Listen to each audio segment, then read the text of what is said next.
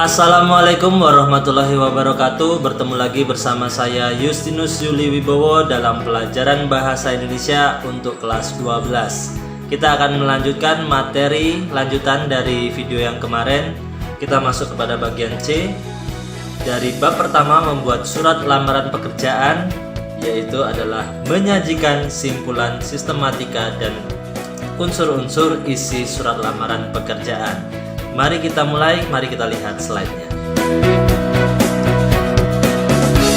Sebelum kita memulai pembelajaran ini, mari kita ingat kembali tugas mandiri yang kemarin. Apa tugasnya? Yaitu membandingkan unsur kebahasaan dari dua buah surat lamaran. Surat lamaran yang sudah kalian download di kolom deskripsi ataupun yang sudah saya kirim di grup WhatsApp. Dan hasil dari perbandingan itu adalah seperti ini.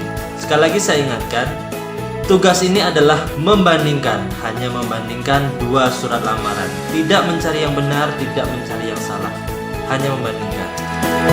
Mari kita lihat. Baik, ini adalah hasil perbandingan dari saya. Kita bandingkan dari tempat dan tanggal.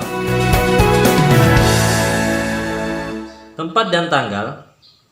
Untuk surat pertama sudah ada dan dia ada di rata kanan surat. Surat kedua, tempat tanggal sudah ada dan dia ada di rata kiri surat. Kemudian alamat surat. Alamat surat di surat pertama ada dan sudah tepat. Alamat surat di surat kedua ada tetapi tidak perlu menggunakan titik dua. Tidak perlu menggunakan kepada, tetapi kita bisa lihat nanti di perincian selanjutnya. Lalu salam pembuka. Di surat pertama ada salam pembuka. Di surat kedua tidak ada salam pembuka. Kalimat pengantar. Untuk di surat pertama, kalimat pengantar ada dan dia berdasarkan pengumuman dari internet. Sedangkan di surat kedua tidak ada kalimat pengantar. Bagian data diri di surat pertama ada dan lengkap, di surat kedua pun juga demikian. Daftar lampiran di surat pertama ada dan sesuai kebutuhan, di surat kedua pun juga demikian. Salam, kalimat penutup, tanda tangan, nama terang di kedua surat itu ada juga. Jadi perbedaannya ada di alamat surat, salam pembuka, kalimat pengantar, dan data diri. Itulah perbandingan yang bisa saya temukan. Bagaimana perbandingan kalian? Apakah sama? Apakah berbeda? Tidak apa-apa, karena setiap kita punya interpretasi masing-masing. Selanjutnya, sebelum kita masuk ke pembelajaran ini, saya ada sedikit catatan untuk masalah membandingkan surat lamaran ini. Yang pertama, menjadi perdebatan di grup WA.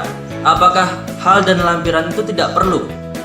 Ya, jika kalian nanti ingin menulisnya dan dianggap perlu, saran saya tulis saja. Bahkan ada perusahaan yang ingin calon pelamarnya itu surat lamarannya sudah diformat sedemikian rupa, ada hal, ada perihal, ada lampirannya. Bagaimana? Ya, tulis saja. Karena menurut saya untuk perihal misalnya, perihalnya adalah lamaran kerja. Surat itu kan datang ke perusahaan memang untuk melamar kerja, pasti masuk ke bagian HRD. Semua surat yang masuk HRD adalah mungkin ya surat lamaran berhubungan dengan kepegawaian. Jadi perihal lamaran kerja tidak terlalu efektif. Kemudian lampiran misalnya 5 lembar. Sedangkan diisi surat sudah ada daftar lampiran. Jadi keefektifan yang saya maksud, keefektifan tidak perlu berlebihan yang saya maksud. Tapi jika hal lampiran diperlukan tulis saja. Kemudian catatan yang kedua, jika digunakan maka lampiran dan daftar lampiran harus sinkron. Lampiran misalnya 5 lembar dengan diisi daftar lampiran itu juga harus ada 5. Jangan sampai nanti lampirannya 5 sedangkan nanti diisi surat di daftar lampiran ada 7. Itu yang menjadi rancu. Selanjutnya, Penggunaan materai juga tergantung atas permintaan perusahaan yang ingin kalian lamar kerja. Biasanya di pengumuman, di iklan atau apa, mereka sudah menentukan harus pakai materai. Pakai materai. Dan yang terakhir catatan saya adalah zaman terus berubah, permintaan dan tren juga berubah. Maka apa yang saya sampaikan ini adalah kebenaran untuk saat ini. Untuk nanti itu akan mengikuti zaman. Baik, kita lanjutkan. Untuk pembelajaran C, menyajikan simpulan sistematika dan unsur-unsur isi surat lamaran pekerjaan. Slide selanjutnya, tujuan pembelajaran. Dalam pembelajaran ini, saya ingin siswa mampu untuk mengidentifikasi sistematika dan unsur-unsur surat lamaran. Lalu, yang kedua, kalian mampu menyimpulkan sistematika dan unsur-unsur isi surat lamaran. Mengidentifikasi dan menyimpulkan. Kita lanjutkan. Nah, kita mulai yang pertama. Kita bahas sedetail-detailnya sistematika surat lamaran. Kita mulai dari yang pertama. Tempat dan tanggal pembuatan surat. Bagaimana? Tempat dan tanggal pembuatan surat ditempatkan di pojok kanan atas tanpa titik di akhir karena bukan merupakan kalimat. Pojok kanan atas. Kanan kalian mana? Nan ya. Bukan di kiri. Jika kita membandingkan dua surat lamaran yang lalu, ada yang di kanan, ada yang di kiri. Saya menggunakan referensi buku ini. Referensi buku ini. Ya, buku paket dari pemerintah. Ini bisa kalian download di internet dengan mudah sekali. Menurut buku ini, harus di sebelah kanan pojok surat. Contoh penulisannya, Papua Barat, 28 Agustus 2015. Setelah tahun 2015 tidak boleh menggunakan titik karena dia bukan merupakan kalimat. Kita lanjut nomor 2. Lampiran dan hal. Perihal maksudnya. Jika ini kalian mau pakai, penulisannya seperti ini. Kata lampiran dan hal tidak boleh disingkat seperti LAMP titik. Hal juga tidak boleh disingkat. Hal kan kepanjangan dari perihal, harusnya tetap perihal. Tapi di contoh itu disingkat. Baiklah. Penulisan lampiran di contoh lampiran titik 2 4 lembar. 4 harus ditulis dengan huruf EMPAT, bukan angka 4. Kemudian perihal juga ditulis perihalnya apa. Tentu saja kita sedang membahas surat lamaran. Perihalnya adalah pelamar kerja. Tapi di contoh ini adalah pemberitahuan. Ya, saya mengikuti buku ini. Buku ini memang buku yang dikeluarkan oleh pemerintah, tetapi hanya sebagai pembuka jendela pengetahuan kita. Sedangkan untuk implementasinya, setelah kita tahu, kita bisa memodifikasi ilmu kita. Tidak masalah. Itu lebih penting kemampuan untuk memodifikasi ilmu. Selanjutnya nomor 3. Alamat surat. Tidak menggunakan kepada. Kita ingat bahwa di surat yang kedua, waktu kita membandingkan surat lamaran, dia menggunakan kepada titik 2. Sedangkan alamat surat tidak menggunakan kepada.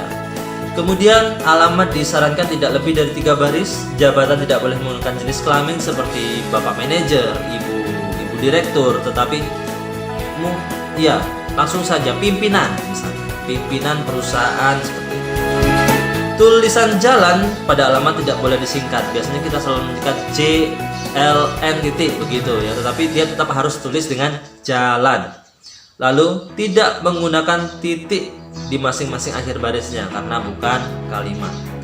Contoh penulisan yang tepat menurut buku ini adalah YTH titik, panjangan dari yang terhormat, Manajer Sukses Mandiri Jalan M Yamin nomor 02, Kalibata Jakarta. Itu.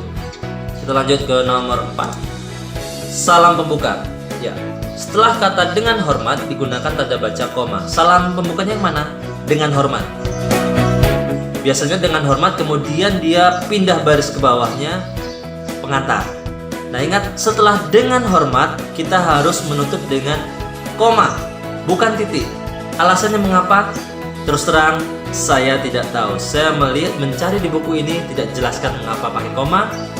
Saya mencari di internet juga banyak saya lihat tidak menjelaskan mengapa pakai koma bukan titik. Bagi kalian yang tahu alasannya kenapa, tolong tulis di komentar. Saya penasaran. Kemudian cara menulisnya seperti itu. Dengan hormat koma berdasarkan titik-titik. Berdasarkan lanjutan kata pengantar. Kita lanjut nomor 5. Alinea pembuka. Yang dimaksud alinea pembuka di sini adalah kalimat pengantar. Kalimat pengantar yang lalu kita bahas, dia harus sesuai dengan informasi dari mana lowongan kerja ini didapatkan. Apakah dari iklan, apakah dari pengumuman dan lain-lain. Ya, standar ditulis di sini bahwa kalimat pengantar harus sopan, baik bahasanya, dan harus menggambarkan diri pelamar. Kita lanjutkan nomor 6. Isi.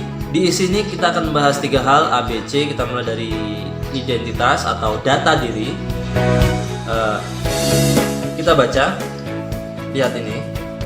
Di dalam menuliskan keterangan tersebut, huruf awal kata digunakan huruf kecil. Maksudnya ini, nama dimulai huruf kecil, tempat huruf kecil, pendidikan huruf kecil, alamat huruf kecil. Mengapa? Kalau yang ini saya tahu alasannya. Kalau yang ini mengapa mereka menggunakan huruf kecil? Karena ini merupakan bagian dari kalimat sebelumnya. Kalimat sebelumnya kurang lebih seperti ini. Saya yang bertanda tangan di bawah ini koma, nama, tempat, tanggal lahir, pendidikan, itu. Karena mereka adalah bagian dari kalimat sebelumnya, maka ditulis dengan tanda atau huruf kecil di awal. Namun setelah titik 2 itu harus kembali ke huruf besar. Lihat ini, Triana Safitri, Jakarta, S1, dukung tulis, semuanya ditulis huruf besar setelah tanda titik 2. Kita lanjutkan. B. Maksud dan tujuan. Maksud dan tujuan merupakan keterangan tentang alasan pengirim dan pelamar kerja menulis surat. Maksudnya apa? Saya yang bertanda tangan di bawah ini, nama, alamat, tempat tanggal lahir, bermaksud untuk melamar pekerjaan atau mengisi lowongan di bidang titik. Kita jelaskan maksudnya di situ. Kemudian dalam isi juga kita menyatakan lampiran seperti pada poin C.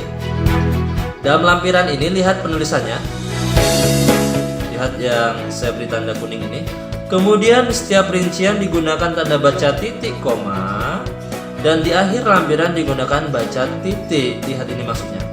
Titik koma, kemudian di sini titik koma, dan di sini titik. Maksudnya apa? Titik koma ini sifatnya sama seperti koma, tetapi kalau koma itu kalimat selanjutnya di sebelah kanan, sedangkan titik koma kalimat selanjutnya ke bawah. Dan daftar lampiran ini juga ditulis dengan huruf kecil pada awalnya, karena dia juga bagian dari kalimat sebelumnya. Kita lanjutkan. Penutup. Di dalam surat lamaran pekerjaan ini, penutup haruslah menunjukkan keantusiasan pelamar pekerja pada intuisi yang dituju. Contohnya demikian, surat lamaran pekerjaan ini saya buat, besar harapan saya untuk mendapat pekerjaan dari perusahaan Anda. Oh ya, saya ingin meminta maaf di video saya yang pertama. Di video saya yang pertama saya mengatakan salam penutup itu adalah di kalimat penutup. Salam penutup bukan di kalimat penutup. Salam penutup itu ada di nomor 8 ini. Nah ini, hormat saya sebelum tanda tangan. Ya, jadi saya sudah klarifikasi di sini. Saya salah. Salam penutup itu adalah sebelum tanda tangan, yaitu biasanya hormat saya, koma. Lihat itu. Kemudian nomor 9, tanda tangan dan nama terang. Di sini juga diulangi lagi hormat saya. Inilah salam penutupnya. Oke, salam penutup beda dengan kalimat penutup. Demikian sudah kita bahas unsur-unsur kebahasaan secara sistematika, sedikit demi sedikit secara detail. Yang menjadi pertanyaan saya satu, mengapa setelah dengan hormat di salam pembuka dan hormat saya setelah, kalau salam penutup tidak terlalu ya, terutama saya terlalu penasaran dengan yang di awal. Karena apa? Karena setelah dengan hormat koma, dengan ini saya di bawahnya tetap menggunakan huruf kapital untuk membuka kalimat. Nah itu masalah di situ. Kalau di huruf pertamanya huruf kecil, oke, dia bagian dari dengan hormat, koma, kemudian salam hormat, koma, dengan ini dia huruf kecil, oke, itu bagian satu kalimat. Sedangkan ini kalimat sudah baru, tapi mengapa dengan hormat pakai koma? Tolong bantu saya untuk mengetahuinya, walaupun saya pengajar, saya tidak mengetahui semuanya. Selanjutnya demikian, selanjutnya seperti biasa tugas mandiri untuk kalian dan untuk saya juga mengerjakannya. Akan saya kerjakan, saya paparkan hasil kerja saya di setiap video akan dimulai. Tugas mandirinya adalah kita buat surat lamaran. Kita belajar surat lamaran, kita latihan buat surat lamaran. Saya rasa ini akan berguna nanti kalian untuk kedepannya membuat surat lamaran. Jadi suratnya yang kalian buat adalah berdasarkan informasi dari iklan di Harian Kompas tanggal 4 Agustus 2020. Kemudian PT yang membutuhkan karyawan adalah PT Sinar Terang. Pekerjaannya adalah driver atau sopir ya. Lalu spesifikasinya 1-4 itu. Kemudian alamat mengirim surat lamaran ada di sana dijelaskan. Kalau kalian terlalu cepat ini saya pindah, kalian bisa pause dulu atau kalian putar lagi videonya ke depan kalau ini sudah terlewat. Baiklah, sampai di sini pembelajaran kita. Terima kasih. Sampai jumpa di bab kedua, yaitu masuk dalam topik atau bab cerita sejarah. Bagi kalian yang belum subscribe channel YouTube saya, Justinus Wibowo, silahkan subscribe dan bunyikan lonceng notifikasinya. Dan silahkan like sebanyak-banyaknya supaya saya dan teman-teman guru yang lainnya semangat membuat video pembelajaran seperti ini.